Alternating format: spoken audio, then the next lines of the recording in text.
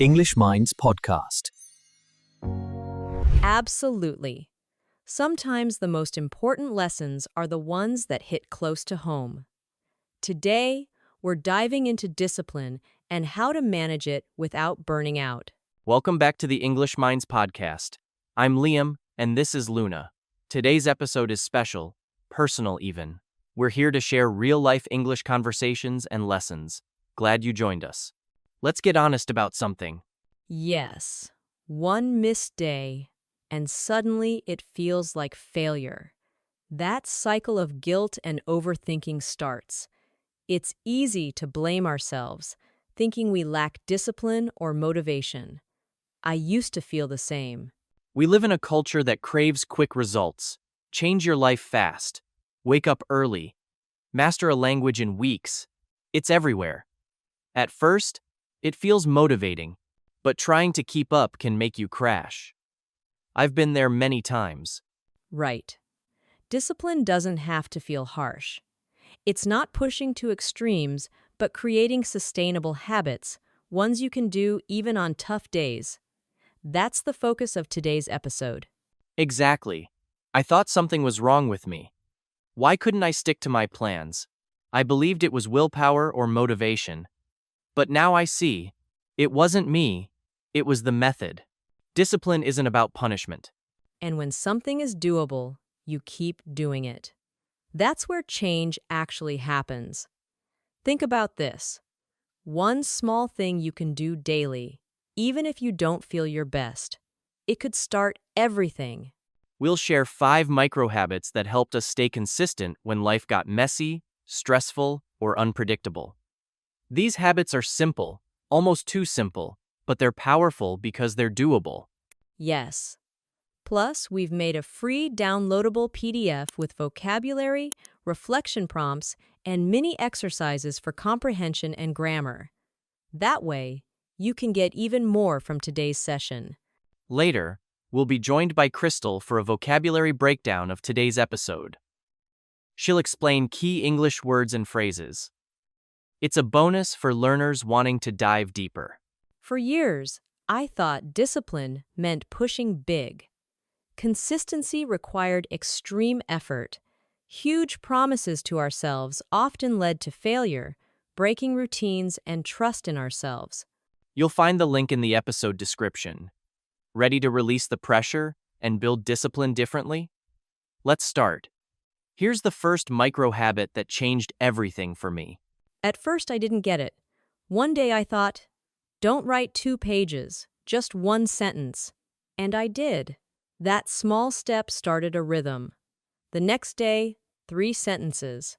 Slowly, it became part of my flow. I told myself, I'll write 2 hours daily or go to the gym 5 times a week. Each missed goal felt like failure. Then I heard something that changed my view. Make the habit so small it's impossible to fail. And once I started, momentum kicked in. That's the key. Action creates momentum. Shrinking a habit doesn't lower ambition, it lowers the barrier. When it's light and doable, it's easier to start. Same with exercise. I used to think less than 45 minutes wasn't worth it.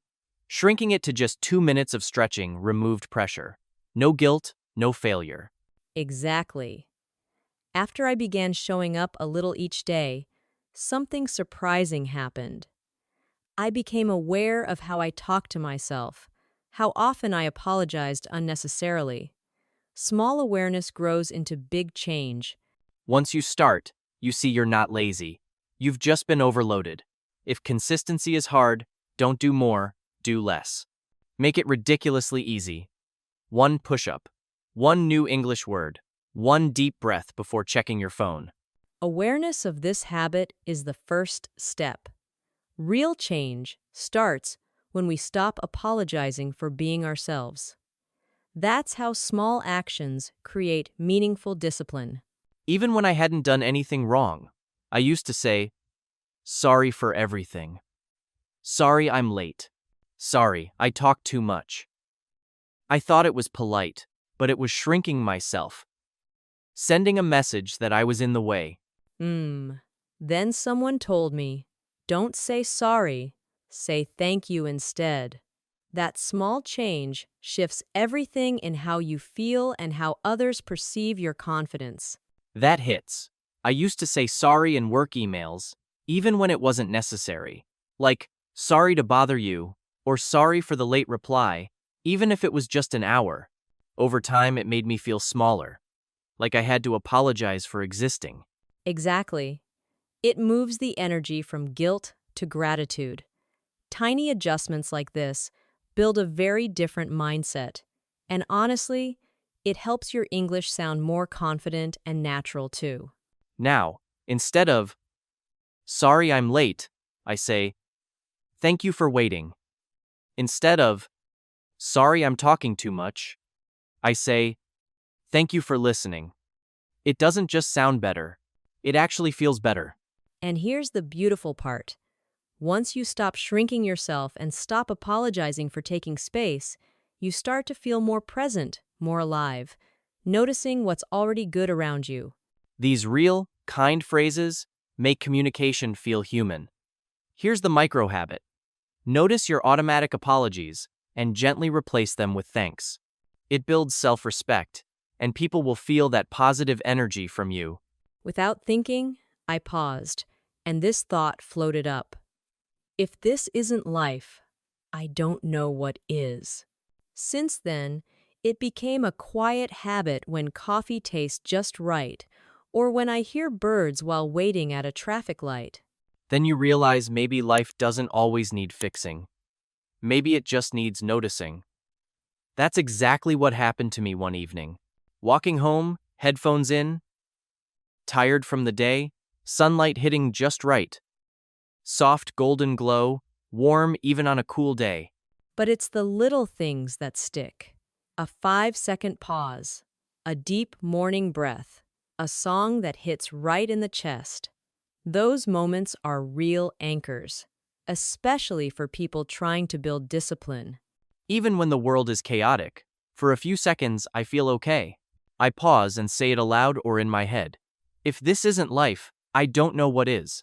I love that because society makes us think meaning exists only in big achievements. Repeat it until your mind learns to slow down and feel again. That's how awareness grows. Small, ordinary moments can be life itself if we allow ourselves to notice them. Don't just track habits you complete. Track how many moments you truly lived. Discipline isn't only about doing. It's about feeling grounded in your life.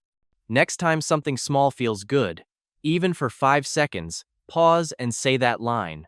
Sometimes a tight chest, racing thoughts, and suddenly calm is gone.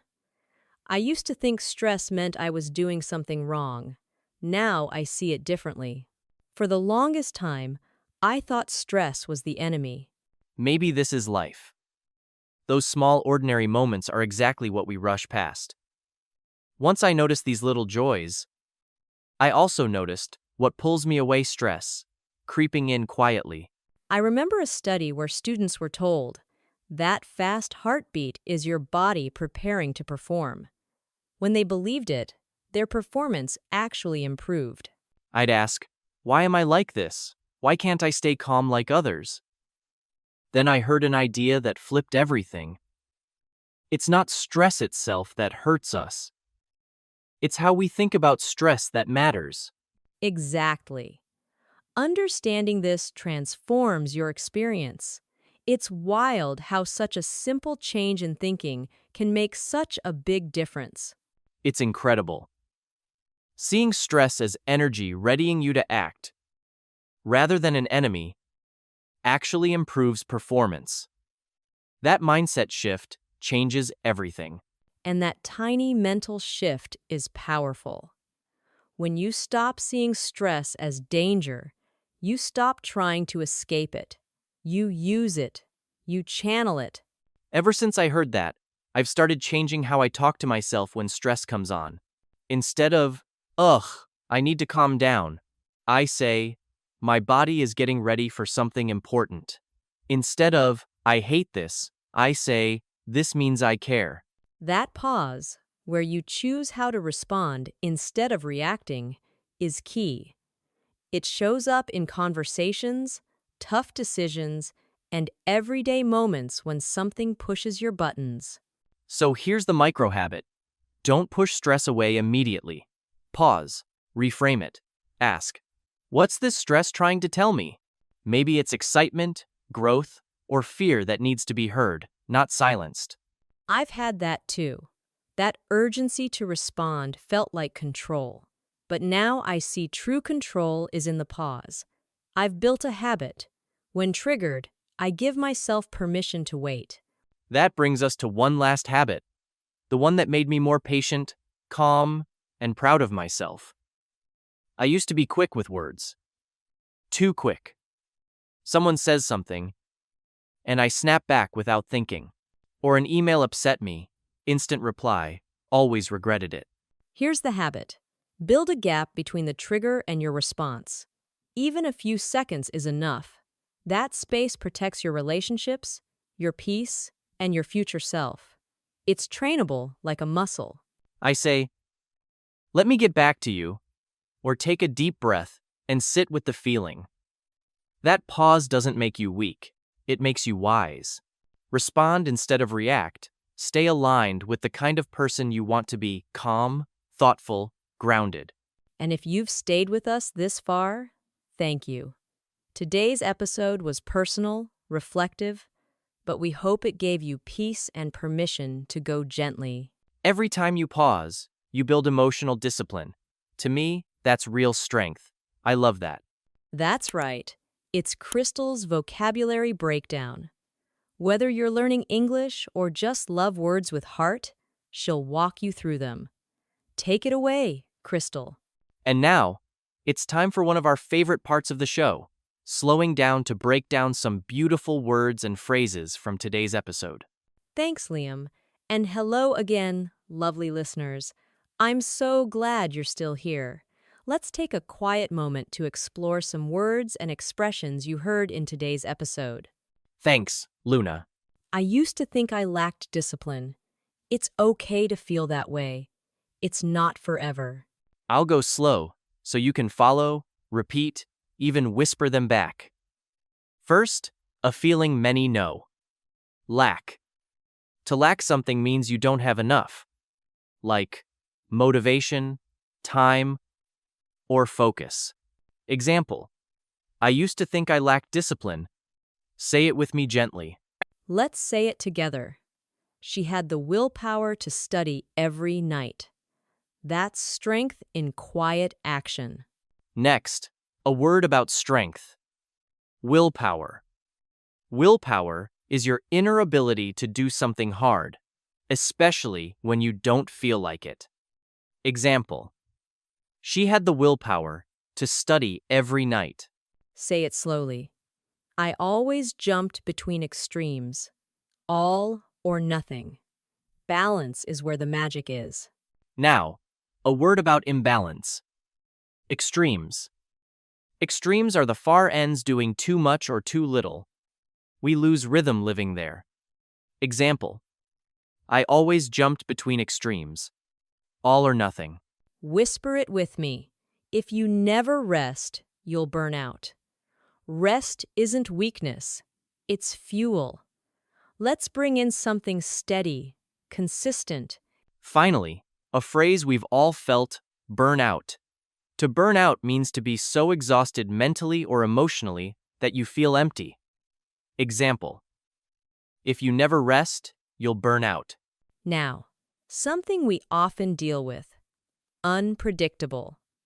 When something is unpredictable, it keeps changing, and you never know what's coming next. Example, my schedule is so unpredictable lately. Being consistent means showing up again and again, even in small ways. Example, small steps every day helped me stay consistent. Your turn now. Small steps every day helped me stay consistent. Consistency isn't loud. It's loyal. Example, reading 1 page a day feels doable. Repeat with me. Reading 1 page a day feels doable. Small is smart. Say it softly. My schedule is so unpredictable lately. That's why we build habits that survive the chaos. Let's choose something that feels possible, doable. If something is doable, it's small enough to try, achievable, not overwhelming. Say it out loud. Once I started, I built momentum and kept going. Every beginning matters. Now, a word that means movement even when slow. Momentum. Momentum is the forward energy you feel after starting. One small win leads to another. Example. Once I started, I built momentum and kept going. Say it with me. I made the habit so small it felt ridiculous, but it worked. Silly can be smart too. Next, a word that sounds silly but teaches something real. Ridiculous. Ridiculous means silly or funny, sometimes feeling too small to matter, but it still works. Example. I made the habit so small it felt ridiculous, but it worked. Say it with me. I used to feel guilt for resting even when I needed it. Let that go. You're allowed to rest. Now, something heavier. Guilt. Guilt is the heavy feeling when we believe we've done something wrong, even if we haven't. Example. I used to feel guilt for resting, even when I needed it. Repeat warmly. Saying thank you instead of sorry helped me build gratitude. Thankfulness turns pressure into peace. Now, let's shift to something lighter. Gratitude. Gratitude is feeling thankful for something, even something small. Example. Saying thank you instead of sorry helped me build gratitude. Say it softly. Stress would creep in without warning. Notice it. Name it. Let it pass. Next, something quiet that sneaks up on us. Creep in. When something creeps in, it enters slowly, often without you realizing. Example. Stress would creep in without warning. Repeat with me. He really knows how to push my buttons when I'm tired. Take a breath before reacting. The pause is your power. Finally, a phrase describing how quickly emotions rise. Push someone's buttons. If someone pushes your buttons, they say or do something that instantly makes you upset. Example. He really knows how to push my buttons when I'm tired. Until then, thank you for learning gently. That's all for today, my friend. Choose one word from this list and let it sit with you. Whisper it, write it, use it with care. I'll be here again next time. If today's episode helped, share it with a friend, and don't forget the free PDF in the description. Take care and keep learning gently. See you soon. Thank you, Luna. That was lovely as always. So calming. I hope listeners out there feel a little lighter. Keep going, one step at a time, and enjoy every moment of learning. Your progress doesn't end here. To continue advancing your English, click on the next video or explore additional videos we thoughtfully selected for you.